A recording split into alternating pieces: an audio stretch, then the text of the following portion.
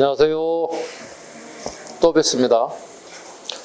자, 이 시간에는 시험을 본격적으로 준비하신 분들을 위한 수업입니다.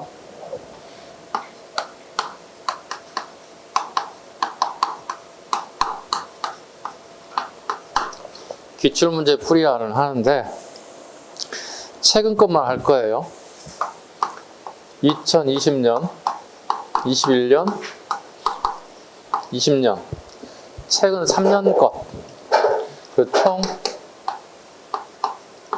200문제를 풀 겁니다. 4주에 걸쳐서. 나눠보면 어떻게, 하루에 최소한도 50만 원 정도의 풀이 과정이 돼야 된다. 오케이? 50문제면 적당하지 않을까 싶습니다. 그 문제를 풀다 보면 쉬운 문제도 있을 거고, 좀 난이도가 있는 문제도 있을 거고, 또 보조 설명이 필요한 부분도 발생할 거고, 그죠? 다양하게 우리가 문제를 접해볼 수 있다는 겁니다. 그런데 20, 21, 22년 이 시험 문제의 특징이 있습니다.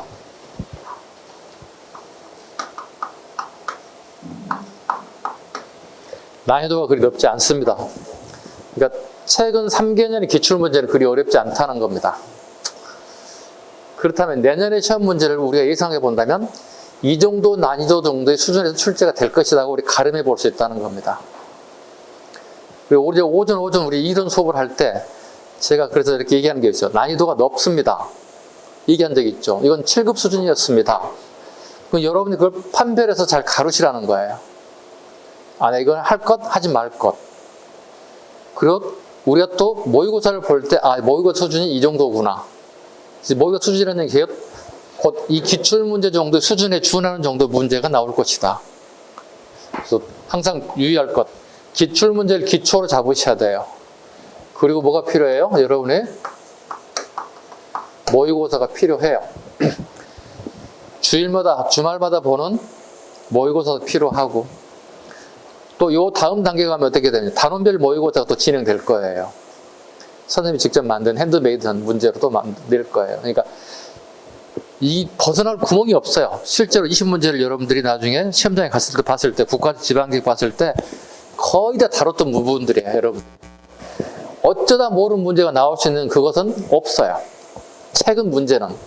예전 문제는 있었죠, 솔직히 말해서. 이거 진짜 어려운 문제인데 수험생이 보기가 좀 어려운 문제 정도 되겠다는 건 있었어요. 최근 문제 3문제를 우리가 종합해 본다면 그리 어렵지 않아요. 그리 어렵지 않아요. 특히 국가직, 지방직 이런 문제들은 되게 쉽게 출제가 됐어요. 최근에. 그래서 여러분이 공부할 때 기출문제의 수준 정도는 우리가 접근할 수 있어야 된다. 선생님 설명을 또 드리겠습니다. 한 단원별로 과목별 설명을 드릴 텐데 또 모의고사 같이 보라는 얘기입니다. 그래서 기본적으로 2020년부터 먼저 갈 거예요. 1교시에. 2020년도 국가직부터 스타트를 할 거예요. 오케이? 자, 이렇게 받으셨을 거예요. 아마 어제 제가 자료를 보냈는데 아마 원장이 바쁘셔가지고 이걸 전체를 다 복사하고 파일을 작업을 해야 되는 작업을 모두 일단 임시본으로 만들었을 거예요. 이거 이렇게 옆에다, 한국사 이렇게 옆에다 자기 이름을 다 쓰셔야 돼요. 그리고 토를 다시는데 상관없는데 수업 끝나고 앞에 테이블에 다 놓고 가세요. 그래서 책이 완전히 다시 대면을 하나로 이렇게 파일을 만들어 다시 드릴 거거든요. 그래서 일단 여기 이름 써놓으세요. 여기 누가 누군지 모르면 안 됩니다. 오케이? 책을 다 써놓으시면 됩니다. 이름을 다 적어놓으시라는 뜻입니다. 표지에다가. 자, 국가직 문제부터 한번 풀어보겠습니다, 여러분들. 1번 문제부터 한번 보겠습니다.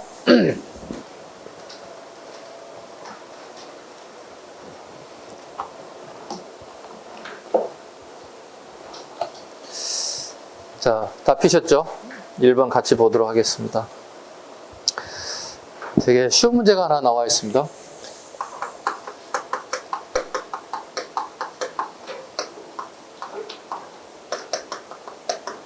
(1번) 문제가 이제 선사시대에 대한 문제입니다. 우리 1페이지를 아직 안 배우신 분들도 있어서 이렇게 약간의 보충 설명을 합니다. 선사시대, 역사시대 구분합니다. 구분의 기준은 문자의 사용 유무입니다. 선사시대는 문자를 사용하지 않았습니다. 역사시대는 문자를 사용했습니다. 그 문자라고 하는 것은 우리가 알고 있는 한자입니다. 그럼 선사시대 문자가 사용하지 않았다는 얘기는 뭐야? 여기에 유물을 통해서 이 유물이 어느 시대인지를 우리가 가름할 수 있어야 한다는 뜻이 되겠습니다. 그렇다면 선사시대 통상 뭘 얘기하냐면 구석기, 신석기, 청동기를 선사시대라고 불러요. 역사 이전의 시대. 글로써 기록을 하기 이전의 시대라는 뜻이 됩니다. 여기는 뭐예요? 철기시대를 갖다 우리는 문자시대다 이렇게 불러요. 또 역사시대라 불러요. 글로 쓰기 시작했다. 한자로 시작했다. 근데 아쉬운 것은 우리나라의 철기시대도 역사시대가 도래했어요. 한자가 들어오기 시작했어요. 중국 한자가. 근데 우리 역사책이 가장 빠른 게 우리 알다시피 고려 인종 때 만드는 삼국사의 가장 오래된 책이에요. 그 전에 고구려 칠라도 역사책을 만들었지만 현재 전해지지 않아요. 그렇다면 삼국사 이전에 우리가 역사를 공부하려면 어떻게 되나요? 중국의 사설을 갖다 우리가 공부해야 된다는 뜻이에요. 근데 문제는 중국의 사설은 뭐야? 자기 나라 중심의 역사서예요. 그러니까 객관성이 약간 결여됐다고 보는 거예요. 그래서 중국 사설의 책들은 객관성의 결여가 약간씩 보이더라. 그래서 어떻게 참고 문헌으로 볼 수는 있어요. 참고 문헌으로 잡을 수는 있지만 객관성이 좀 결여됐다는 정도로 우리가 알고 봐야 한다는 뜻입니다. 오케이. 자, 그렇다면 선사시대 뭐야? 기본적으로 구석기, 신석기, 청석기 공부하는 거거든요. 오케이. 여기는 주로 어떻게 해요? 유물이에요. 그 다음에 또 뭘 봐야 돼요? 유적을 보는 거예요. 유물과 유적을 중심으로 이 시대를 공부하는 거예요. 대신 어떻게 해요? 문자가 없으니까 어떻게 해요? 처음 공부하는 사람 되게 어려운 점이 이거예요. 아니, 구석기가 다 외워야 되는 거야? 이런 문제에 봉착돼요. 오케이? 근데 외울 필요는 없어요. 왜? 문제가 딱 정형화 되어 있기 때문에 크게 문제 될 거 없어요. 한번 볼게요. 문제 한번 1번 보겠습니다. 자, 가시기의 생활상에 대한 설명으로 옳은 것 물어봤습니다. 1935년 두만강가의 함경북도 종송군 동관진이 포인트예요. 이건 예전에 한번 기출된 문제예요. 동관진. 발음이 되게 어려워요. 발음을 빨리 해볼까요? 동강진, 동강진 무슨 발음인지 몰라요. 발음이 빨라지면. 발음을 천천히 하면 동관진이에요. 그러니까 되게 발음 어려운 동네, 동관진, 무조건 구석기 거예요. 한반도 최초로 구석시대 유물인 석기와 골각기 등이 발견되었습니다. 발견 당시 일본에서는 구석시대 유물이 출토되지 않았습니다. 가는 기본적으로 구석기를 물어보고 있어요. 결과적으로 뭐야? 유적지를 내가 알고 있는지를 물어보는 거야. 유적지를. 자, 유적지를 몰라도 풀 수 있어요. 석기와 골각기예요.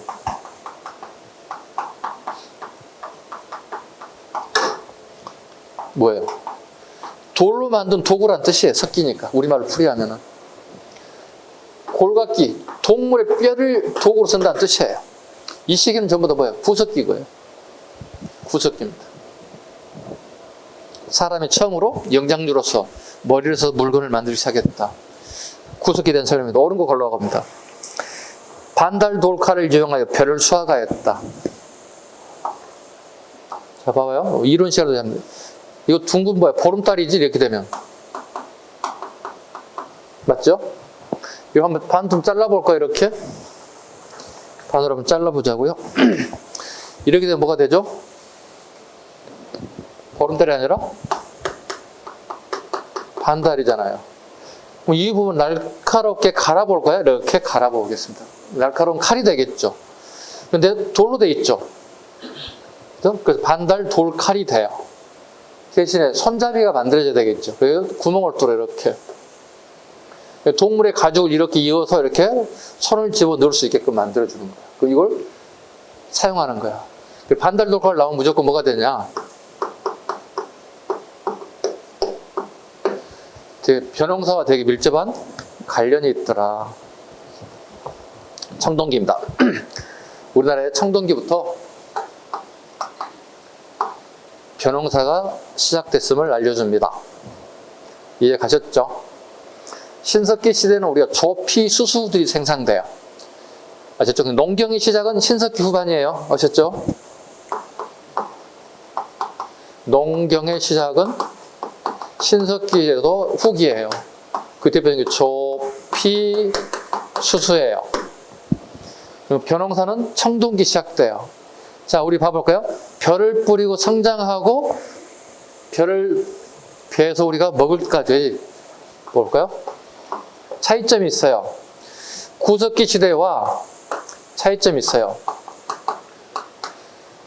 구석기, 신석기, 청동기 차이점이 있다. 이 두 기하고 차이점이 있다고.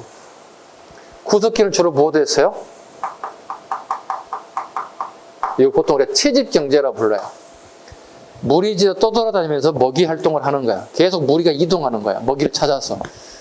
우리 가끔 동물의 왕국 같은 데 보시면, 그죠? 동물들이 계속 먹이를 찾아 이동하잖아요. 근데 접히수수, 그 다음에 벼농사 시작되면 어떻게 되죠? 씨앗을 뿌려놓고 계속 보살펴보고 살펴봐야 돼. 정착 생활이 이루어지는 거예요.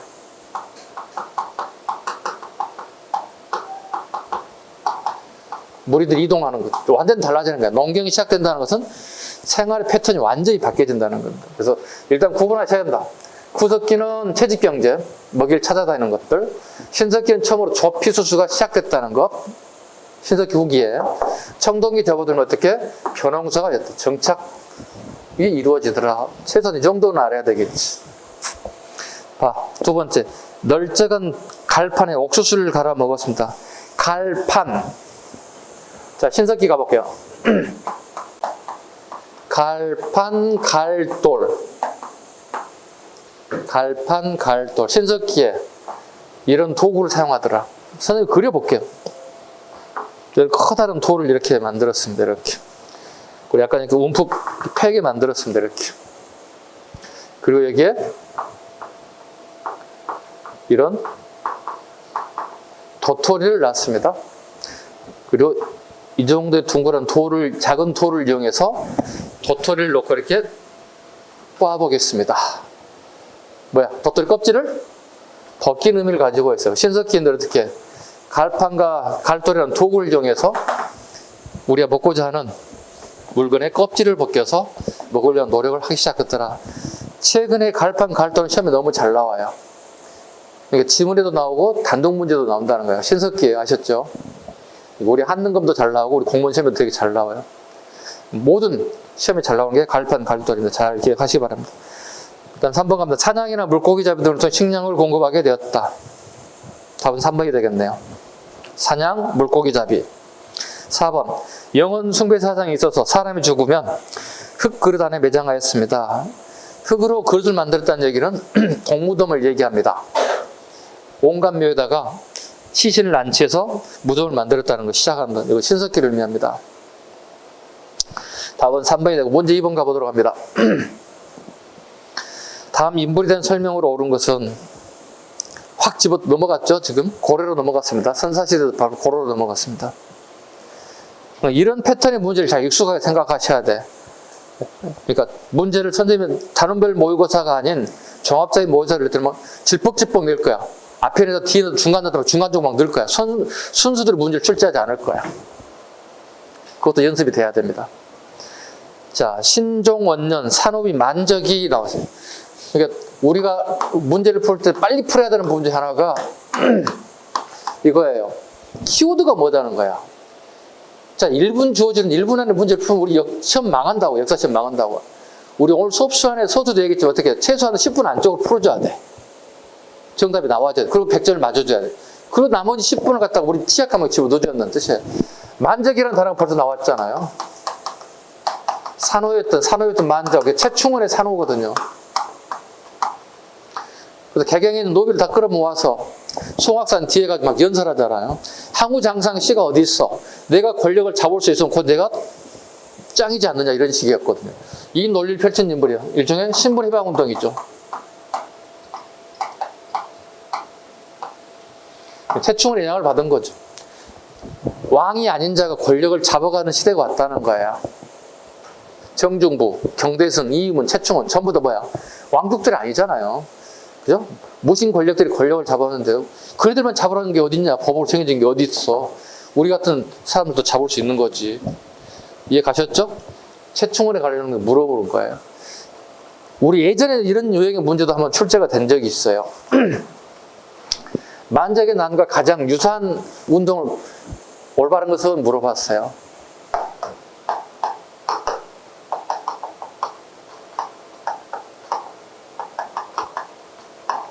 저는 형평사 운동이 정답이에요. 형평사 운동이 정답이에요. 경상남도 진주 지역에서 소돼지일잡 생활 영양사를 백정이라 불러요. 얘네들 들고 일어났어요. 자, 우리 봐봐. 1894년을 우리가 갑오개혁이라 불러요. 갑오개혁, 우리 법률적으로 신분이 해방된 시기를 갑오개혁이라 불러요. 이미 봐봐봐. 27년 전에, 28년 전에, 27, 8년 전에 이미 우리나라 신분이 해방됐어. 그럼에도 불구하고 1923년이 됐는데도 아직까지 그 신분사회라는 게 그대로 남아있다는 거야. 그 신분 조직이. 이 사람들 차별되고 온다는 거야. 백정들에 대해서. 누가? 기존의 양반 세력들이 차별한다는 거야.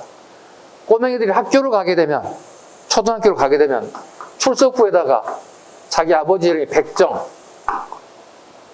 표시해 놓는다는 거야. 도장을 선생님 찍어 놓는다는 거야. 이렇게. 그러면 옆에 친구가 몰랐던 친구, 야, 니네 아버지 백정이셔? 그럼 옆에 있는 친구가 어떻게? 기겁을 할 일이지. 왜? 신분제사에 아직 남아있는 거야. 잔재가 남아있는 거야. 야, 니 백정이었어? 야, 떨어져. 뭐 이런 식이 되는 거야. 요즘 말로 좀 학교에서 왕따가 되기 시작하는 거예요. 이런 문제가 되어준다는 거야. 그 다음에 우리 남성들이 이발소 가야 되잖아요. 머리 잘라야 되잖아요. 그 다음에 공중 목욕탕 가야 되는데 입구에 적어놨습니다. 백정들 출입 금지라고 적어놨습니다. 왜? 양반들이 못된 짓을 하고 있는 거야. 나 여기 백정 들어오면 이발 안 할 거야. 단골들이. 여기 공중 목욕탕에 이 아저씨 들어오면 안 할 거야. 이렇게 된다는 거예요. 결정적인 하나 있어요. 그 당시 진주에 가면 선생님 다녀왔습니다. 옥봉동이라는 교회. 주일날 예배를 드리잖아요. 예배라는 게 보통 10시 또는 11시 타면 거의 동일하게 정해집니다. 교인 숫자가 많아지면 오후에도 뭐 2시에도 있고 3시도 있고 있습니다. 교인 숫자에도 달라져요. 통상 오전 뭐 11시쯤 이루어지죠. 그런데 양반들이 같이 못하겠습니다. 예배 시간을 달리해 주세요. 목사님한테 얘기한 거야. 또 목사님 그걸 또 달리 시간을 잡아줬어요. 자, 우리 교회처럼 평등, 사랑, 박애 이 정신을 무시해버린 거잖아요. 이건 목사님이 잘못한 거잖아요. 물론 목사님 잘못 전에 양반들이 잘못한 거지. 평등과 사랑과 박애를 갖다가 주장하는 교회에서 이렇게 해버리면 이 백정들은 설 자리가 없어지는 거예요. 반란이 일어나는 거예요. 이게 조선 형평사 운동이에요. 이거 시험에 되게 잘 나와요. 만적인학과 연관 잘 지어볼 수 있어야 돼요, 여러분들이. 만정남은 일단 산호이기도 하고 신분해방 운동이하고 시기를 물어보는 최충원 시기를 물어보는 거야. 최충원의 정체를 우리가 다 알고 있어야 되는 거예요. 문제 풀어봐요. 1번 정방을 설치했다. 이건 최우예요. 정방. 자기 집에 정방을 설치해서 인사권을 장악해버린 거야. 인사 결제를 맡으려면 왕한테 가는 게 아니라 최우 집에 가서 결제를 맡아야 돼. 앞으로 여러분 공무원 되면 어떻게 해? 결제 노트 있거든요. 이거 들고 가서 결제 맡아야 되거든요. 뭐 계장님, 과장이 쭉 올라가야 되거든. 최우 집에 가서 맡아야 돼. 인사권을 완전 장악했다. 치안유지를 야별초를 만들었다. 이것도 최우입니다. 야별초도 최우입니다. 야별초의 출발점이 야별초라고 그랬습니다. 그죠? 밤야자. 별초는 군사 집단을 얘기한다고 그랬어요. 밤야자는 뭐가 되는 거예요? 개경의 밤손이, 즉 절도범들 되게 많다는 거예요. 우리 경찰학계로 선생님을 갖다가 야경 경찰이라 불러요. 그러니까 우리나라, 그러니까 전 세계적인 추세 중에 하나가 경찰 출발점은 야경 경찰이에요. 야밤중에 밤도둑손이, 절도손이 많았다는 거예요. 이걸 출발했다. 이게 발전해서 삼별초로 간다 보시면 돼요. 자별초, 우별초, 신이군 이렇게 삼별초가 만들어지는 거다. 이거 최우입니다. 아셨죠? 그걸 끌고 어디로 옵니까? 강화도로 오게 됩니다. 강화도에서 어떻게 삼별초가 최씨 집안의 정권을 유지하는 수단을 쓰는 거야. 그러니까 사병으로 출발했던 것들이 공병의 역할을 하더라는 거예요. 되게 특징적인 것 중에 하나이다. 이방을 제거하고 권력을 장악했다. 이방을 제거하고 권력을 장악했다. 봐볼까요? 좀 지워야 되겠다. 칠판이 좀 좁습니다.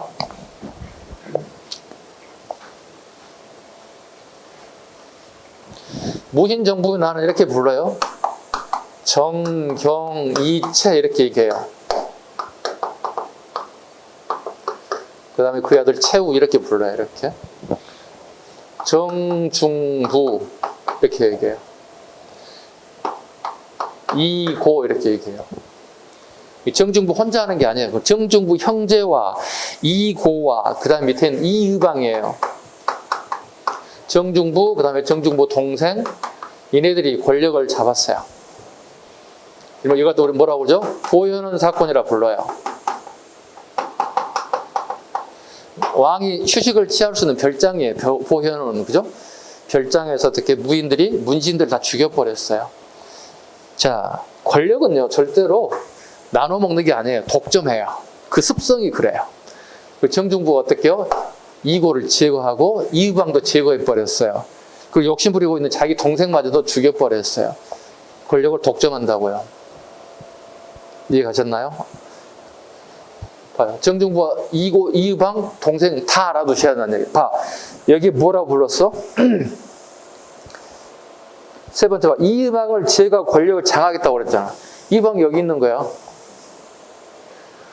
여기 뭐야? 여기 경대승, 이의민, 최충원 이렇게 나오는 거예요. 그래서 최소한 출발점 할 때 되게 앞글자 따서 외워야 돼. 정, 경, 이, 채 잡아야 돼.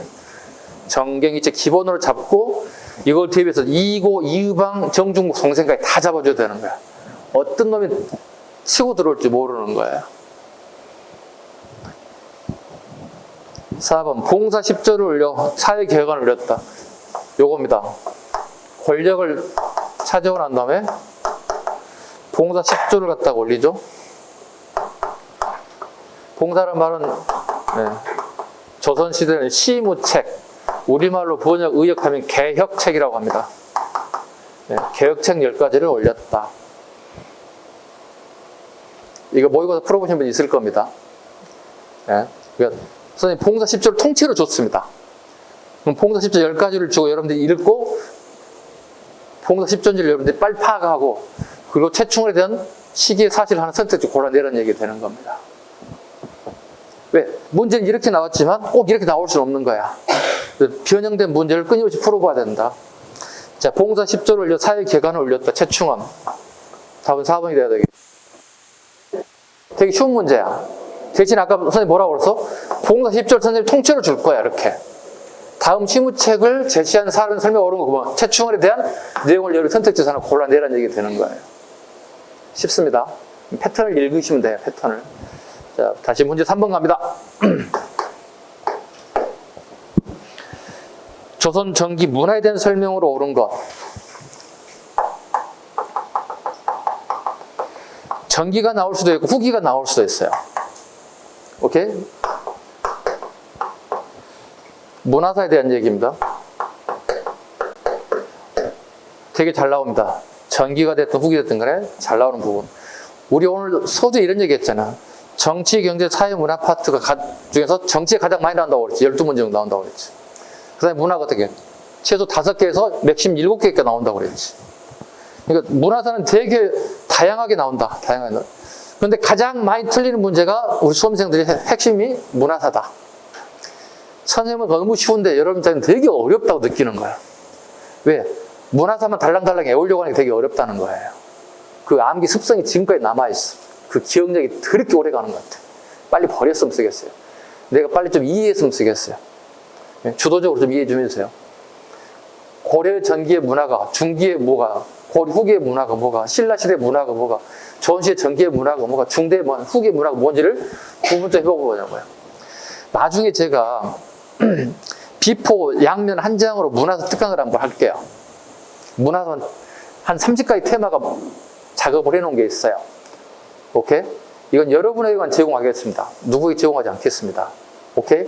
그때 나중에 한번 특강하는 날을 잡아서 실은 명절날이 참 좋은데 이번 선생님 명절 스케줄이 다 잡혀 있어요. 불가능해요. 그래서 시험 보기 전에 언젠가 한번 문화사만 예전에 책 이렇게 두껍게 만들었어요. 근데 이렇게 만들었더니 내가 힘들어 죽겠어요.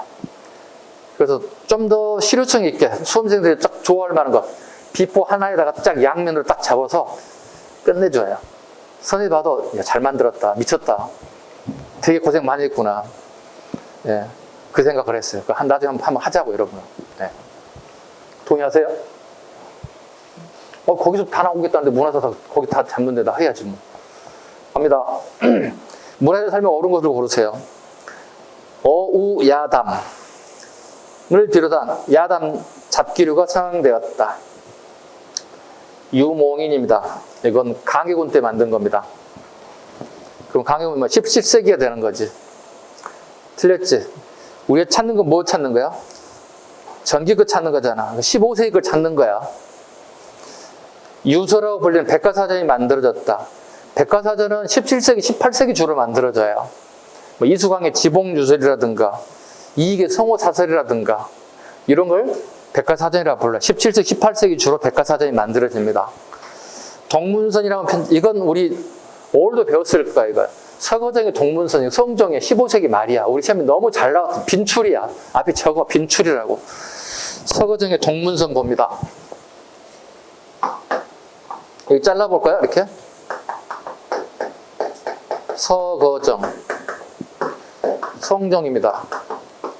시대는 15세기 말입니다. 중요한 유고 뭐야? 여기 넘어가면 16세기잖아요. 여기는 사림이 권력을 잡은 거, 아직까지 여기 뭐야? 훈구가 권력을 잡은 거잖아. 이거 물어보는 거야. 자, 볼게요. 원래 문서는 중국에서 뛰어난 글들을 시문을 모아놓은 게 문선이에요. 우리나라의 고려와 조선시대 모든 사대부들은 또 과거 시험을 준비한 사람들 문서는 필수적으로 읽을 필수 과목이에요. 왜? 그 문서를 읽어야만 어떻게 과거 시험 문제 답지를 쓸 때 인용구로 써먹는 거야. 그래, 그 패턴을 그대로 쓰는 거야. 과거 시험 문제. 내가 어떻게 책을 많이 읽었다는 것 같다가 답지에다가 약간 폼을 내야 된다고. 야, 이 사람 책 많이 읽었네. 왜? 최천자가 봤을 때 그냥 일상적인 용어를 쓰는 게 아니라 인용구를 막 써먹는 거잖아. 야, 책 많이 읽었네? 써먹는 거야. 자, 성종이 이렇게 하면 돼. 야, 꼭 우리 중국 것만 봐야 되겠어? 우리 것도 중국 많잖아. 동이야. 동이 뭐야? 우리나라 역사책이 되는 거야.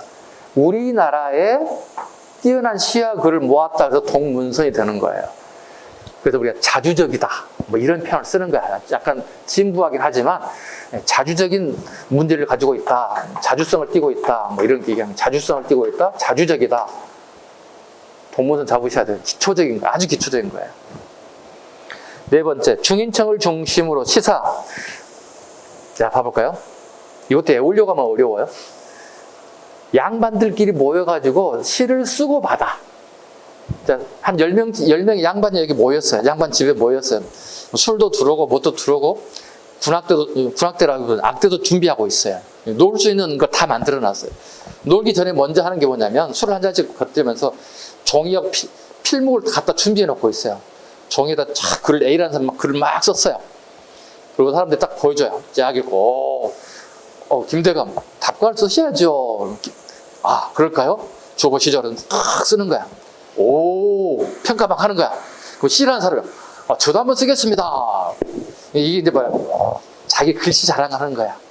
이거 중인들과 중인 밑에 계급들이, 서울들이 이걸 봐요.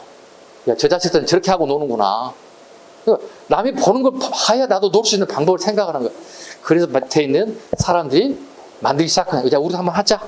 봐볼까요? 중인층을 중심으로 시를 만들어서 발표하는 그 모임이라는 뜻이 시사라고 하는 것은 시사를 결성하여 문학 활동을 하였습니다. 대표적인 게 옥계 시사. 우리 해석 쭉 달아놨어요. 밑에 옥계 시사라는 게 있어요. 예. 우리 인왕산 아시죠? 서울의 서쪽 서촌이라고 부르거든. 거기에 보면 그 안에 산에 올라가가지고 왜 집에서 못 해요. 서울 시내 한복판에서 못 해요. 왜? 양반들이 보면 뭐라고 그래? 야, 니네 따라할 거야, 이 자식들. 따라할 게 따라하지, 이 자식들아. 양반이 한다고 따라할 게 따라하지. 이놈은 쌍놈의 새끼들 말이야. 버릇없는 놈의 새끼들 말이야. 되게 혼난단 말이야. 그러니까 어떻게 산속에 들어가가지고 하는 거야. 야, 우리 산속에 가서 몰래 하자. 야, 너 올 때 술 사오고, 너 안주 사오고, 너 필묵 이런 거 가져오고. 이게 옥계 시사예요. 중인들은 산속에 들어가서 하기 시작해요. 이해 가셨어요? 좀 이해 가요? 이해 가야 된다고. 이해 안 가면 안 되는 거야. 근데 우리 일반민들도 할 거 아니야.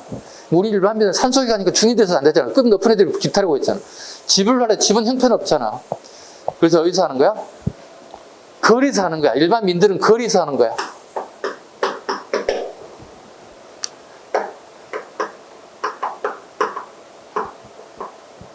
이항문학이라고 부르는 거야. 한자는 거리한다는 뜻이에요. 이양문학이라는 것은 그냥 거리 길바닥에서 하는 거야. 한국전 데서 하는 거야. 이렇게. 그러니까 신분별에 따라서 노는 장소가 다르다고. 답은 3번이 되겠습니다. 문제 3번 넘어갑니다. 이렇게 하면은 20문제도 못 풀겠는데, 한 시간에.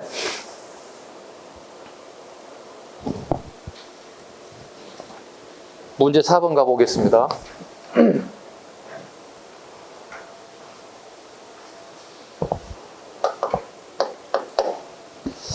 다음 사례에 대한 사상에 대한 설명을 옳은 것을 고르세요. 사상입니다. 아마 20문제 이거 좀 어려운 문제 중에 하나겠다. 4번 문제가. 네. 일반적인 공부한 친구들은 좀 난이도가 어렵습니다. 선생님 수업을 들었다면, 이 부분을 들었다면 그렇게 어렵지는 않았을 겁니다. 읽어볼게요, 같이. 핵심은 사상에 동그라치면 돼. 사상에, 사상. 뭘 물어보지는 보자는 겁니다. 군신, 부자, 부부, 부งู, 장유의 윤리는 인간의 본성에 부여된 것으로서 천지를 통하는 만고불변 이치이고 이에 존재하는 것으로 도가 됩니다. 이에 대해 배, 수레, 군사, 농업, 기계, 이것도 핵심이에요. 여기서 핵심이에요. 그러니까 위에 있는 군신, 부자, 부부, 부งู, 윤리잖아요. 윤리의식을 얘기하고 그 밑에 세 번째 우리가 필요한 것은 그것도 필요하지 이것도 필요하다고 얘기하는 거야. 배, 수레, 군사, 농사, 기계 국민에게 편리하고 나라에 이롭게 하는 것은 A형적인 것으로 기가 됩니다. 신이 변혁을 깨하고자 하는 것은 기이지 도가 아닙니다. 이렇게 얘기하고 있다고요. 이걸 물어본 게 뭐냐고 물어보고 있어요. 네, 몇 해설에 나왔지만 온건파들입니다. 동도 서기론입니다. 동도 서기론입니다. 동쪽의 도덕입니다. 우리 윤리입니다. 우리 중국이나 우리가 필요한 것들, 우리가 열심히 공부했던 것들이 도덕입니다. 윤리입니다. 사람이 지켜야 윤리, 규범, 도덕, 유교입니다. 성리학입니다. 그런데 서양의 기술이 필요하다고요. 언제까지 윤리만 가지고 살 수는 없다는 거야. 서양의 기술이 들어갈 필요가 있다는 뜻이에요. 우리 것도 필요하고 이것도 필요하더라 이렇게 하는 겁니다. 이게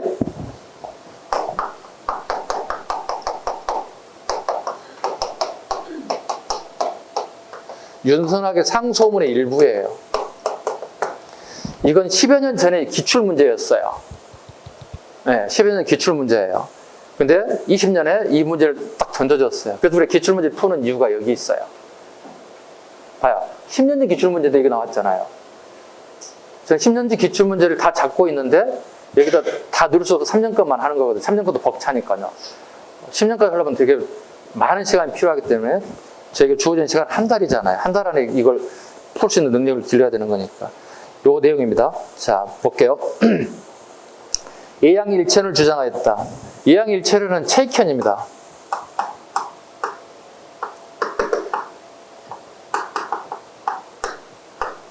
애놈이나 양놈이나 같다는 얘기잖아요. 이건 우리 것 기초 위에 서양의 기술을 받아들이라는 내용은 관계없는 거예요. 이건 일본과 문을 걸어 잠그겠다고 하는 게 예양일체로냐. 애놈이나 양놈은 같은 거니까 우리가 받아들일 필요가 없다. 우리 것만 잘 지키면 된다. 도덕적인 것만 얘기하고 있는 거예요.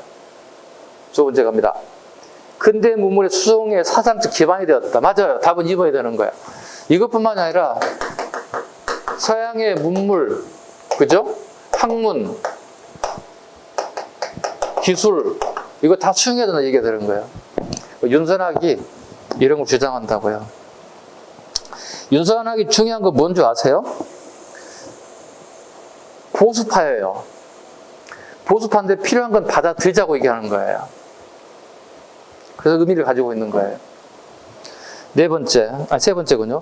갑신정변 주도 세력의 견해를 대변하였다.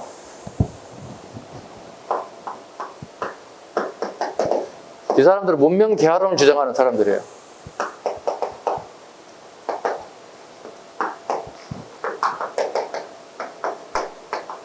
일본의 메이주를 받아들여요. 이건 급진파들이에요. 윤서랑 뭐죠? 온건파입니다. 보수에 가깝습니다. 보수이지만 필요한 부분, 기술적인 부분을 수용하자고 얘기하는 거고, 갑신정배 세력 갑신정배 세력에도 김옥경 같은 세력들은 일본에 들어와 있는 서양의 문화를 우리가 전체 다 받아야 된다는 생각은 나요. 부분 선택권이 없다는 거예요. 우리가 무조건 다 받아야 된다는 생각하는 거예요. 이게 두 개의 조류가 존재했다. 일본의 메이시주의를 갖다가 받아들여야 한다. 이해가셨죠? 일본의 메이시주의를 받아들여야 한다. 일본의 메이시주의의 핵심이 뭐예요? 여기까지 설명하면 좀 길어지고 하는데, 일본은 사무라이들이 나라를 끌고 나갔어요. 일종의 쿠데타를 일으켰어요. 그러니까 천황이라는 존재가 있어요. 천황이라는 존재를 갖다가 무력화 시켜버렸어. 그리고 군인들이 쿠데타라는 걸 통해서 권력을 계속 이어가기 시작한 거야. 오케이? 그래서 우리말로 의역하면 군사정부가 나라를 끌고 나가는 거야, 이렇게. 근데 메이주니에 봐봐. 군사정부식의 하급 군인들이 군사정부를 없애버리는 거야. 그리고 얘들이 권력을 잡았어. 근데 얘들은 권력을 잡은 게 끝이 아니었어. 얘들은 다시 천황체제로 돌아가는 거야. 근데 대신 옵션이 있어. 천황제를 다시 복원하는데 명치유신, 그 시기가 명치예요. 그 나라의 황제, 저네들은 천황이라고 하지만 왕이라는 사람이 존재하면서 연호를 쓴단 말이야. 그때 그네들 연호가 한자로 명치야. 일본어로 쓰면 메이주야. 메이주신, 새롭게 뭘 바꾸겠다는 뜻, 유신이라는 말은. 그래서 천황체제로 복원하면서 조건이 입헌군주제로 가는 거야. 천황은 인정하되 헌법에 기초해서 군주제를 하는 거야. 그러니까 천황의 권한을 대폭 축소시키겠다는 제도가 메이지 유신인 거예요. 그러면서 서양의 제도를 받아들이기 시작해요. 처음에 영국식 민주주의 국가 제도에 들어오기 시작해. 그 다음에 독일식 제도가 들어오기 시작했어요. 우리나라를 침입에 제일 앞장섰던 사람, 안중근에서 희생당한 사람이 누구야? 응? 이토 히로부미지. 이토 히로부미라는 사람이 일본의 그 당시 선각자야. 청년 시기에. 그 사람이 영국에 유학을 가. 그 영국의 법과 문물을 수용해. 영국을 롤 모델을 잡았어. 일본에 적용을 하는 일본에 약간 반발이 일어났어. 다시 독일로 유학을 갔어. 독일의 제도들을 다시 들어왔어. 그래서 일본이라는 나라의 법이 영미법계가 들어오고, 이토 히로부미에서 독일과 같은 대륙법계 법이 들어와. 그래서 일본이라는 나라가 영미법계, 대륙법계 충돌이 일어나면서 섞여지기 시작했어. 그게 우리나라를 건너와.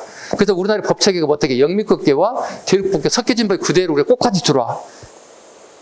이거 법 과목할 때 이거 하는 거야. 기본적으로 하는 거야. 이거 다 누가 가져온 거라고? 누구라고? 이토 히로부미가 가져온 거라고. 이토 히로부미는 그 당시에 선각자야. 일본을 새롭게 만든 나라야. 근데 이 사람이 야심이 커. 야심이 커. 천황을 노리진 않지만 식민지 국가를 통해서 일본의 식민지를 다양하게 만들겠다. 그래서 첫 번째 대상이 되는 게 우리나라가 되는 거예요. 이토 히로부미라는 사람은 되게 야망가이기도 하고 되게 똑똑한 놈이기도 해요. 근데 우리에게서는 똑똑하고 야망 있는 애들 별로 좋아하지 않은 시절이잖아. 우리나라가 빼앗겼던 시절이니까. 그래서 일본의 법 체계가 어떻게 들어왔는지를 갖다가 이 사람으로 인해서 왔다는 거야. 그러다 보니 어떻게 입헌 군주체가 들어오기 시작했다는 뜻이 됩니다. 4번, 우등한 사회가 열등한 사회를 지배하는 건 당연하다고 한다. 이건 사회 진화론입니다. 우등한 사회가 열등한 사회를 지배하는 건 당연하다고 본다. 이건 우리 찰스 다윈의 진화론을 갖다가 사회성에다 접목시켜 버리는 거야. 즉 생물을 생명하게 해서 했던 부분을 일반 사회에다 접목시켜서 식민지 국가의 정당성을 말하고 싶었던 것들이라 보시면 되겠습니다. 답은 2번이 되겠습니다. 문제 5번 갑니다. 가에 들어갈 기간을 오른 것. 5월에 조서를 내리기를 개경 내에 사람들이 역질에 걸렸다. 전염병이에요. 요즘 치면 뭐 코로나 정도 되겠죠. 걸려서 마땅히 이것을 설치하여 치료하고 또한 시신과 유골은 고두어 묻어서 비바람에 들어가지 않게 할 것이며 신하를 보내어 동북도 서남도의 굶주린 백성을 진유를 하리라. 전염병이 생겼다는 얘기잖아요. 전염병에 대비해서 임시관청이 만들었다는 뜻이 되는 거예요. 그게 구제도감이 돼야 되는 거예요. 구제도감입니다. 임시관청입니다. 예종 때 만들었던 거 기억하셔야 됩니다. 예종 때 만들었습니다. 의창은 빈민구제기관이에요. 성종 때 만들었던 빈민구제기관이고, 제2보는 강종 때 빈민구제기관이에요. 제2보가 처음에 되게 잘 나와. 단독 문제로 꼭 알아야 돼. 강종 때 꼭 기억해야 돼. 제2보는 강종 때 빈민구제기관이다. 해민국 예종 때입니다. 이거 일반 서민들의 약국이에요. 네, 서민들의 약국을. 네, 우리 동네 약국은 해민약국. 약사님 따님 이름이 해민인가 봐. 그래서 해민약국이야. 자, 왕과 기도들이 아프면 어떻게 해야 돼? 옆에 상약국 적어놓으면 돼. 왕과 기도들은 약을 사 먹으려면 상약국에 사 먹어야 된다. 되게 문제 5번, 문제 되게 쉽다고 생각했는데 의외로 되게 많이 틀렸어요. 오답률 되게 많이 나왔어요. 그러니까 어려운 거면 되게 열심히 하고 쉬운 거 되게 쉽게 생각하다 보니까 되게 오답이 많이 나왔어요. 문제 6번 갑니다. 밑줄친 지역에 대한 설명을 옳은 걸 골라보세요. 지역사입니다. 장수왕은 군사 3만을 거느리고 백제를 침공하여 왕도인 이 지역을 함락시켰습니다. 백제 침략한 거잖아. 장수왕이니까. 한양이잖아요. 그죠? 한양이 원래 서울이겠지. 이 지역을 함락시키고 계룡을 살해하고 남녀 8,000명을 사로잡아갔다. 그럼 오늘날에 서울에 대한 지역사를 물어본 거야. 오케이? 서울에 대한 지역사 봅시다. 망이망소이가 난을 일으켰다. 공주입니다. 망이망소이 공주입니다. 선생님 모의고사 중에 하나가 네. 자주 내죠 제가. 상소부국의 부국민들이 평생 동안 수술을 만들어 국가에 납품하다 보니 짜증나고 힘들고 그 주제에 자유도 없고 먹고 사는 게 별 발전도 없고 평생 살아야 되는 거예요. 나는 일으킨 거야. 망이망소의 난들. 공주제가 일어난 거 물어본 거예요.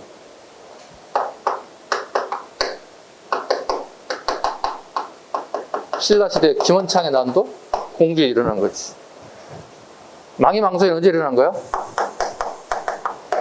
고려시대 일어난 거야. 누가? 고려 어느 시기? 무신정권 시기에도 정중부가 권력을 잡았을 때.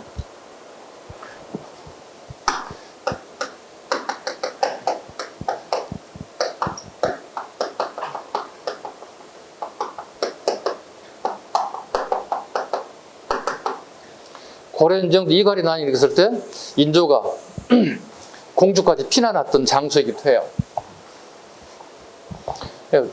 공주에서 일어나는 자잘구레한 거 되게 많이 물어본다면 유적지면 어떻게 공주 석장일도 물어보겠지. 구석유적지 대표적인 거 이런 것도 물어보겠지. 공주를 물어볼 수도 있고 부여를 물어볼 수도 있고 되게 다양하게 물어볼 수 있어요. 또 이번처럼 이렇게 서울을 물어볼 수 있잖아요. 이게 일명 뭐야? 지역사야. 그러니까 지역에 일어나는 사건을 다 내가 모아볼 수 있는 능력이 되냐는 거고. 오케이? 이런 식의 문제가 언제든지 나올 수 있다. 두 번째, 고려 문정 때 남경이 설치되었다.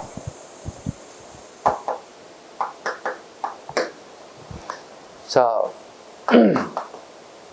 고려는 삼경제도라는 게 있어요. 수도가 3개 있다는 거잖아요. 개경, 서경, 동경이 있었다고. 개성과 평양과 여기는 경주 얘기하는 겁니다. 그런데 경주를 없애고 남경 오늘날에 서울을 이렇게 만들었다고 그렇게. 이게 문종 때 결정이 돼.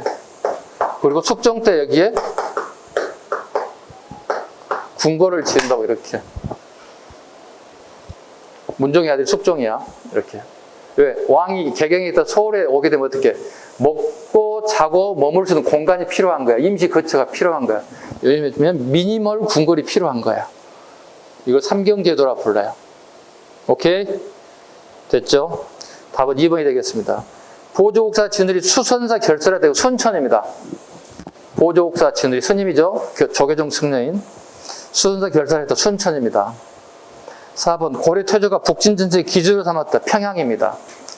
답은 2번이 됩니다. 페이지 넘깁니다. 7번 갑니다. 다음 사건이 일어난 왕의 제기가 있었던 사실을 옳은 것을 고르세요. 자, 그들 조선군은 비상한 용기를 가지고 응전하면서 성벽에 올라 미군에게 돌을 던졌다. 성벽, 미군의 동그라미 치면 됩니다. 창칼로 상대하는데 창칼이 없는 병사들은 맨손으로 흙을 동그라미 칩니다. 흙을 지어 적군 눈에 뿌렸습니다. 여기서 말하는 적군은 미군을 얘기합니다. 즉 1871년에 강화도에 미군이 쳐들어왔습니다. 이걸 일명 신미양요라고 얘기합니다. 미국 병사가 이 내용을 보고 감명을 받아서 글로 남겼어요. 그러니까 얼뚱한 무기 체계를 가지고 미국 애들이 강화도를 왔는데 강화도에 있는 병사들이 총을 쏘는데 대포를 쏘는데 완전 옛날 구식 무기다 보니 근처에 오지도 못해요. 이걸 보고 애들이 막 그 군함에 탄 미군 병사들 우리 군사들 되게 희롱했어요. 야 저런 무기가 지금도 있어? 야 저 우리 동네 박물관에 전시되어 있는 물건이야. 야 50m 쏘는 게 저기 무기니? 포탄이니? 막 지도 500m에서 막 펑펑 날아오는 걸 쓰거든요. 그리고 우리 포를 갖다 완전히 봉쇄하고 난 다음에 그들이 강화도로 상륙하게 돼요. 상륙했는데 어떻게? 무기가 없어요. 그래서 얘들이 와서 우리 병사들 되게 희생을 많이 시켰어요. 근데 감동받은 게 어느 누구도 항복하지 않더라. 두 손을 들지 않더라는 거야. 돌멩이 흙먼지를 잡아서 미군 병사에게 눈에게 몸을 버려서 육박전을 치려고 하는 그 모습 감동받았다는 거야. 그걸 글로 남겼어요. 우리가 약간 좀 창피하긴 한데 전쟁이라는 게 무기야 무기, 군사력과 군사력 충돌해서 우리가 이기면 되는 거거든. 근데 우리가 형편없이 깨진 거야. 무기체계가 너무 형편없는 제일식 무기를 가지고 있는 거야. 그러니까 서양의 무기체계는 얼뚱한 상태로 발전되어 있는데 우리 아주 옛날 거 가지고 있다는 거잖아. 이 게임이 안 되는 거지. 신비양에 대한 얘기입니다. 옳은 거 골라봅니다. 군포에 대한 양반들의 면세 특권이 폐지되었다. 자, 1871년이라고 그랬잖아요. 자, 1863년부터 1873년은 고종이 즉위한 시기인데 이건 고종은 어린아이예요. 12살 꼬맹이에요. 누가 하는 거야? 아버지인 흥선대원군 시기예요. 흥선대원군 시기에 어떤 정책이 있었습니까? 이걸 물어보는 거예요. 그래서 우리가 흥선대원군 정책 우리 쫙 나열할 수 있어야 돼요. 시간이 있다면 다 나열하고 싶은데 할 수가 없어요. 자, 1번 군포에 대한 양반들의 면세특권이 폐지되었습니다. 자, 여기 볼까요? 호포법이라 불러요. 또는 같은 말로 동포법이라 불러요. 자, 더 쉽게 갑니다. 국방비 얘기 관련된 얘기하는 겁니다. 자, 봐요. 조선시대에 세금 내는데 국방비를 냈다는 거예요. 그런데 중종 반정 이후에 양반 놈의 새끼들이 자식들을 군대 안 보내고 국방비도 안 내는 거예요. 그러니까 기득권을 다 누릴 만큼 다 누리면서 자기들이 하는 게 아무도 없는 거야. 그러니까 중종 반정 이후부터 대략 한 400년 가까이를 갖다가 양반 놈의 새끼들 날로 공짜로 먹고 사는 거야. 그럼 백성들 입장에 어떻게 불만이 있을까 없을까? 불만이 엄청 커질 거 아니야. 누구만 내기 때문에? 백성만 국방비 내고 있는 거잖아. 누구 안 낸다고? 양반이 안 낸다니까. 양반 놈의 새끼 자식들은 군대도 안 가고 국방비도 안 낸다는 거잖아. 지금 생각하면 어떻게? 말도 안 되는 거잖아. 그래서 노블레스 오블레스 실천되지 않고 있는 거잖아. 있는 자들이 스스로 자진해서 국가에 헌신하고 국가에 나가야 되잖아요. 싸움터에 나가야 되잖아요. 이거 안 되고 있잖아요. 흥선대원군 시기에 이 민심을 반영한다고 호법법으로 바꿔버렸어요. 국방에 대한 부분을 호, 지호자입니다. 호, 옷감을 포라 불러요. 옷감은 곧 돈이에요. 미포전할 때 그 돈이에요. 돈과 같이 유통된다는 뜻이에요. 호법법은 뭘까요? 집을 가지고 있는 사람, 양반이든 일반민이든 간에 집이 있을 거란 말이야. 먹고 자고 산 집이 있을 거란 말이야. 집을 가지고 있는 자는 누구나 모두 다 뭘? 국방비를 내라고. 이게 호법법이에요. 같은 말로 동법법이라면 같은 동자를 쓰는 거예요.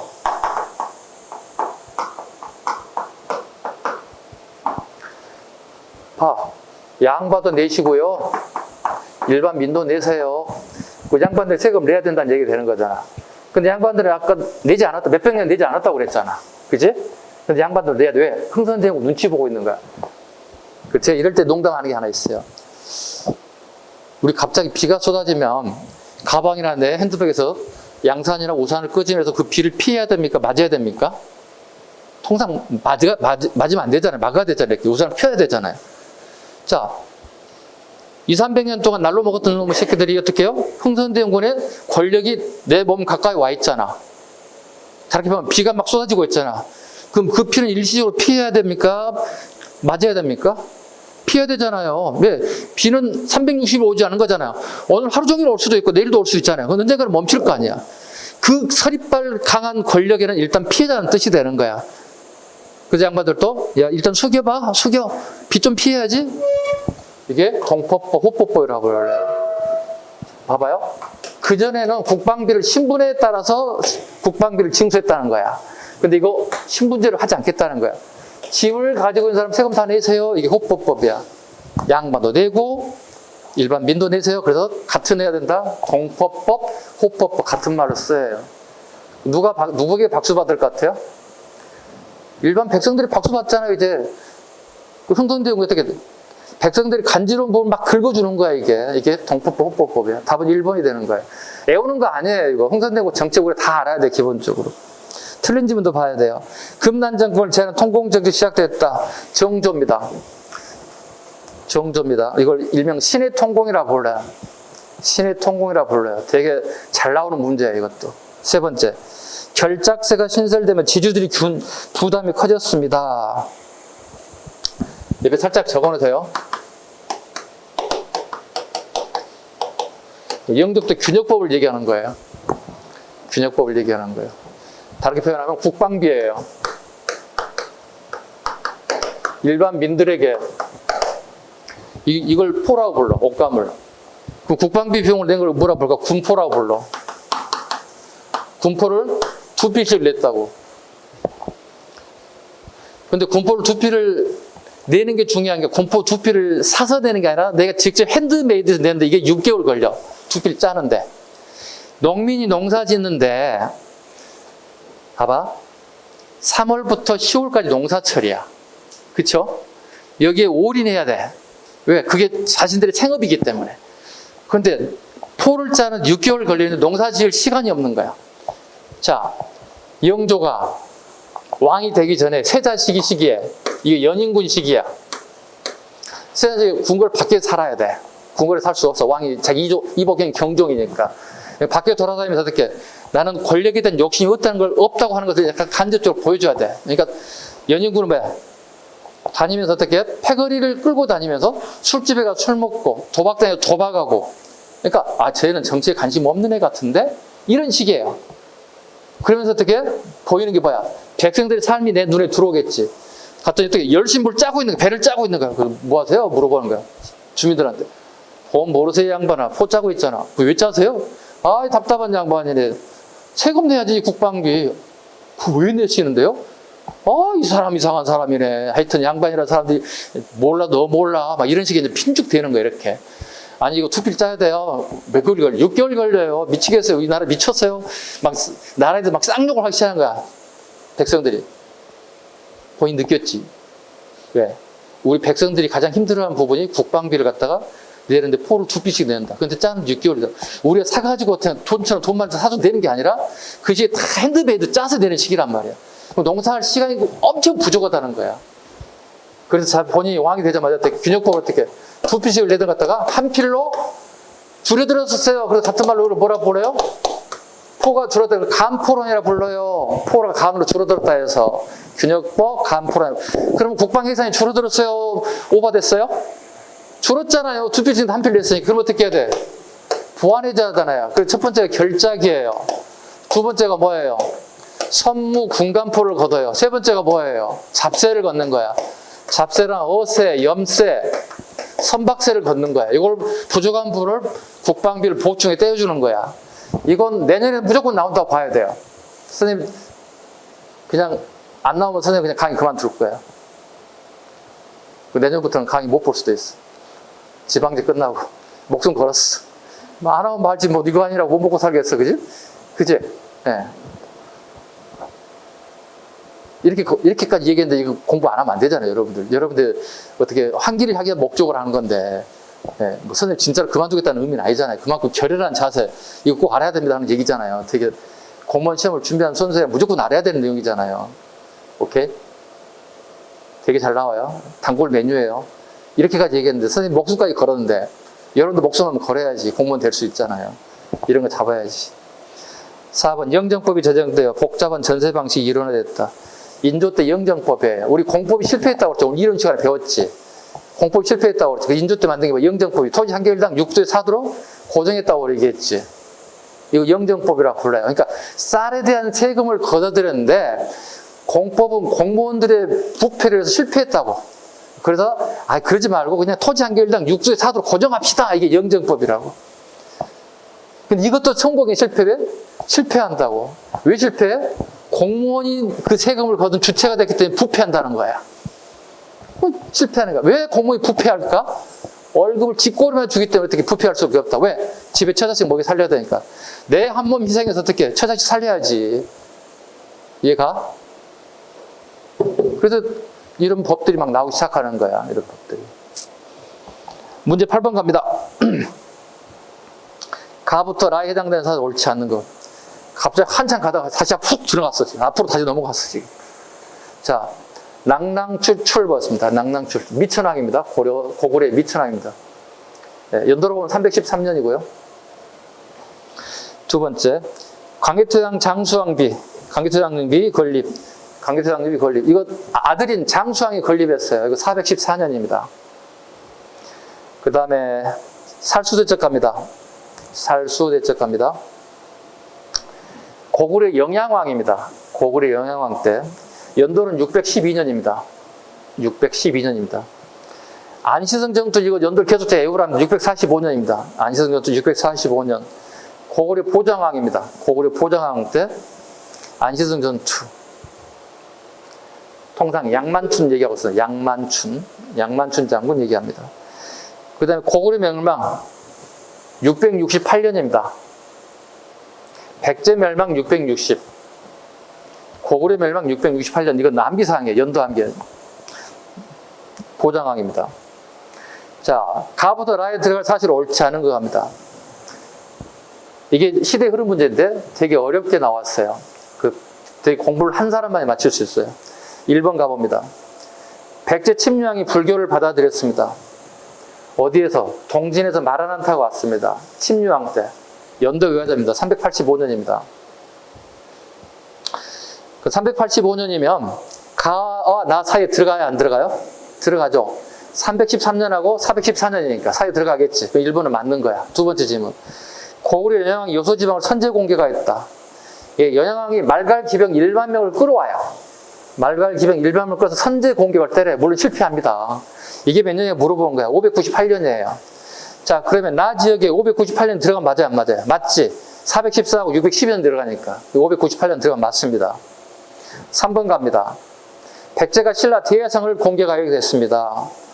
예, 642년입니다. 윤충입니다. 윤충 장군입니다. 의장 밑에 있던 윤충 장군이 대야성을 공개합니다. 그 결과 김춘추의 사이였던 김품석을 죽여버려요. 뿐만 아니라 김품석의 아내 김춘추의 딸도 사망하게 됐어요. 이게 대야성 전투라 불러요. 오늘 지금 경상남도 합천 지역입니다. 예, 그 연도 물어봐. 642년이에요. 다 지역 642년 들어가면 돼야 안 돼요? 들어가면 되잖아요. 612하고 645년이니까. 그 642년 정확하게 맞는 거예요. 그 다음에 라 갑니다. 신라가 매소성의 당군을 격파했다. 나당 전쟁의 결과 중에 하나가 매소성 전투입니다. 675년입니다. 경기도 연천에 해당되는 겁니다. 이걸 가지고 신라가 승기를 잡았다고 얘기해요. 자, 그러면 675년이 라에 들어가면 되나요, 안 되나요? 안 되는 거잖아요. 즉 고구려 멸망 이후에 들어가야 되는 거예요. 이해하셨죠? 그 답은 4번이 되는 거예요. 이런 문제는 어떻게 해요? 되게 여러분들을 머리 아프게 하는 문제 중에 하나예요. 그래서 이런 문제는 연도도 암기해줘야 되고 문제를 다양하게 많이 풀어보라는 얘기를 드립니다. 9번 갑니다.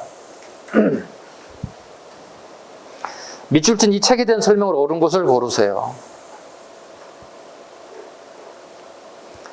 신이 이 책을 편수하여 바치는 것은 중략, 중국은 방구로부터 금국에 이르기까지, 동국은 당군으로부터 번조에 이르기까지 처음 일어나게 된 근원을 간책에서 찾아보고 갖고 다른 것을 비교해 요점을 취하고 읍조림에 따라서 장을 이루었습니다. 이 책이 뭐냐고 물어봤어요. 읍조림 밑줄 그어봐요. 읍조림. 읍조림. 무언가를 읍조렸다는 얘기가 되는 거잖아요. 이 책은 재앙운기에 대한 얘기예요. 이것도 쉬운 문제는 아니에요. 공부를 처음 하신 분들은.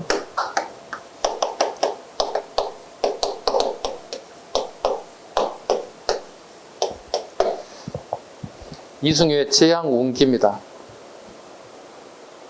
이승효의 재앙운기에 대한 얘기입니다. 시기는 충렬왕 때입니다. 충렬왕 때라는 얘기는 원간섭기라는 뜻이 됩니다.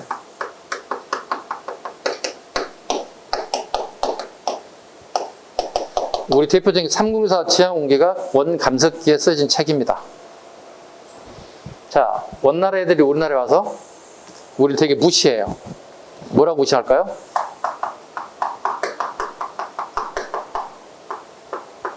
자기들 징기스칸의 후예라고 우리를 되게 무시해요. 우리도 뭔가 하나 내세울 만한 게 뭐 건덕지가 있어야 할 거 아니야.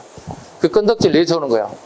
우리는 이련선사와 이승유가 재앙운기와 삼국 공통을 꺼내는 우리는 당군의 후예라고 표현하고 있어요. 야, 니네 징기스칸 후예라고? 까불지 마. 우리는 당군의 후예야. 이렇게 얘기하고 있는 거예요. 공통적인 주제는 당군이에요. 왜 이렇게 당군을 얘기했을까? 자, 원간섭 초기예요. 뭐가 남아있을까요? 우리 국민들 머릿속에 아직까지는 저항의식이 남아있어요. 까불지 마. 뭐 징기스칸이 별거라고. 우리 당군의 후예 자식들아. 이렇게 얘기하는 거예요. 아셨죠? 꼭 기억하셔야 됩니다. 원간섭기에 쓰신 책 삼국유사와 글자 따서 외우셔도 돼요. 삼재입니다.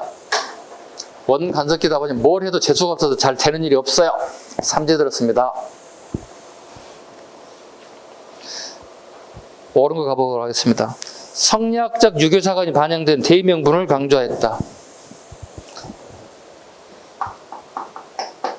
역사책을 쓰는데 관점이 두 가지가 있어. 유교적 관점, 유교 사상이 되는 거 있고 성리학적 관점이 들어가는 게 두 가지가 나뉘어져. 이게 삼국사기야. 이게 사략이야. 이건 김부식일 거고. 이거 누군지 아시겠죠? 여공? 우리 여공패설 썼던 사람 오늘 수업도 배웠잖아. 이재현이 쓴 게 사략이 성리학적 관점이에요. 미묘하지만 구분하셔야 돼요. 디테일입니다. 유교적 관점에 쓴 책이 삼국사기, 김부식이 써 삼국사기. 고려 말에 성리학적 관점에 쓴 책 사략입니다. 이전에 썼지만 책을 편찬한 건 그의 손자들이 썼다고 얘기했습니다. 다 완성되지 못하고 중대 숙종 때까지 쓰지 못했기 때문에 역사를 요약했다 해서 사략이라는 책 제목을 만들었다 설명해 드렸습니다. 두 번째 갑니다. 국왕, 훈신, 사림이 서로 합의하여 통사체제를 갖다가 구성하였습니다. 자, 이건 동국통감에 대한 얘기입니다. 동국통감에 대한 얘기입니다. 잘라봐요. 동은 우리의 역사예요. 오케이? 통이란 것은 A부터 Z까지를 얘기하는 거야. 한자로 이렇게 적어. 이렇게 적어. 즉 고조선부터 고려 말까지 역사를 적었다는 뜻이에요. 이거 15세기 말에 성종 때 쓴 책이에요. 시험에 너무 많이 나온 빈출 문제예요. 이건 우리 수험생이랑 무조건 잡아야 되는 문제들 중에 하나입니다. 오케이? 동국통감입니다. 선생님, 성종 때니까 조선 전기까지 쓰면 안 되나요? 안 되죠. 왜? 조선의 가장 중요한 역사책이 뭐예요? 조선왕조실록이잖아. 조선왕조실록에는 정사가 있는데 정사를 또 쓸 수는 없는 거야. 그래서 이게 괜히 쓴 책이라 보시면 돼요. 세 번째 갑니다. 원간섭기에 중국과 구별된 우리 역사에 독자성을 강조했다. 우리 누구의 후예라고? 당군이라고. 이 자들 뭐라고 그랬어? 징기스칸 후예라고 뻐기고 있잖아. 뻐기지 마. 우리 당군의 후예야. 너희들하고는 역사의 뿔 자체가 달라. 이렇게 얘기하는 거예요. 세 번째, 왕명으로 당군 조선부터 고려 말까지 역사를 노래 형식으로 정리하였습니다. 그 왕명으로 쓴 게 아니에요. 왜? 이승이라는 사람이 판직됐고요. 고려 말까지라는 게 틀려요. 제왕홍길은 충렬왕 때까지밖에 적지를 않았어요. 그 뒤에 왕은 안 나와 있어요. 그 틀린 거야. 이거 되게 디테일이야. 그 되게 앞에 적어. 4번 앞에 난이도 높다고 적어놔야 돼. 되게 어려운 문제야. 이런 디테일에서 틀리시면 다 망하는 거야. 오케이? 충렬왕 때까지 역사가 기록되어 있다. 10번 문제까지 풀고 쉬겠습니다. 한 문제 더 풀겠습니다.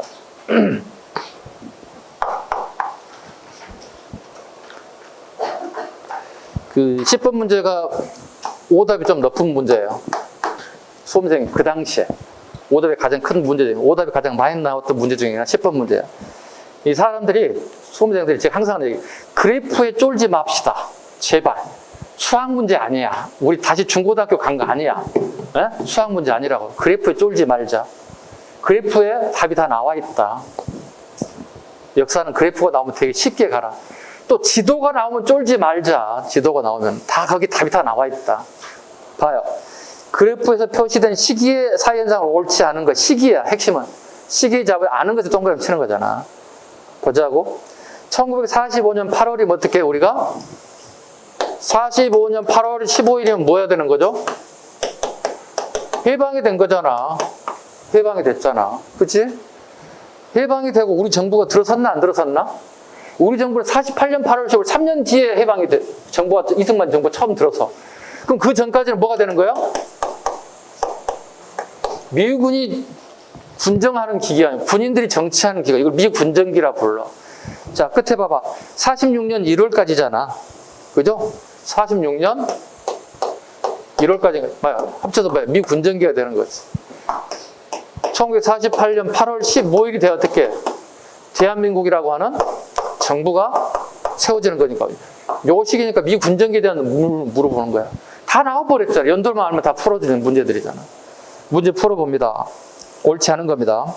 해로부터 기한인이 급증하여 식량이 부족했다. 어디에서? 간도, 중국, 연해주 떠났던 우리 국민들이 다 돌아가는 거야. 자기 고향에 돌아오는 거야. 자, 인구는 증가할 수밖에 없죠. 그럼 어떻게? 식량난은 심각해질 수밖에 없지. 왜? 생산되는 건 제한적인데. 두 번째 질문.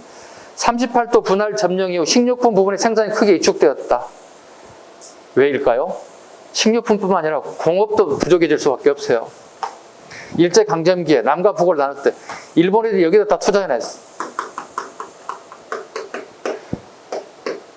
공장, 식료품 공장, 뭐 주로 군수공장 얘기하는 거야. 여기에 다 집중되어 있다고. 봐봐, 여기는 러시아 애들이, 미군 애들이 와서 군정인 하고 있다, 이렇게. 이렇게 쪼개졌다, 이렇게. 그럼 당연히 어떻게? 여기 당연히 식료품 부족 사태가 나타날 수밖에 없지. 왜? 공급이 안 되잖아. 우리 생산할 수 있는 능력이 안 되는 거, 남쪽은. 당연한 질문이지. 세 번째 질문. 미 군정이 재정 적자를 메우기 위해서 화폐를 과도하게 발행했다. 예. 이때 이제 조선은행이라는 데서 과도하게 발행해요. 이건 좀 심해요. 이게 가장 어려운 문제 중에 하나였어요. 예. 얇게 공부하면 다 틀렸어요, 이게. 4번. 미국 수입제 폐지. 토지개혁 실시를 주장하는 대규모 시위가 일어났습니다. 이게 정말 어려운 문제예요. 이게 1946년 9월이야. 40년 9월이야. 그래서 뭐야? 미군이 경제정책 실패한 원인 중에 하나 이거예요. 네. 미군 경제정책 실패합니다. 왜일까? 미군이 우리의 경제 해방되고 난 다음에 미군이 실패한 이유는 뭐냐면 일본이 하는 걸 똑같이 답습했어. 근데 일본이 우리나라를 갖다 꽤 오랜 기간 또 식민 통치했기 때문에 그걸 그대로 하면은 미국 애들이 성공할까 생각한 거야. 그러니까 미군 애들이 똑같이 한 거야. 일본 애들 한 것처럼. 근데 우리는 일본 애들이 하는 거 좋아서 한 거 아니었잖아. 그냥 총칼 들여서 어쩔 수 없이 하였던 것들이잖아. 근데 어떻게 이제는 자유의 몸이 됐잖아. 뭐 생각할 수 있는 머리 생긴 거잖아. 우리가 멍청한 사람들이 아니지, 우리 조상들이. 그건 아니잖아요. 아저씨들, 미군 아저씨들 얘기하는 거지. 그건 당연히 실패할 수밖에 없는 거지. 답은 4번이 되는 거예요. 됐죠? 자, 잠시 쉬어가도록 하겠습니다. 한 10분 쉬어갑니다.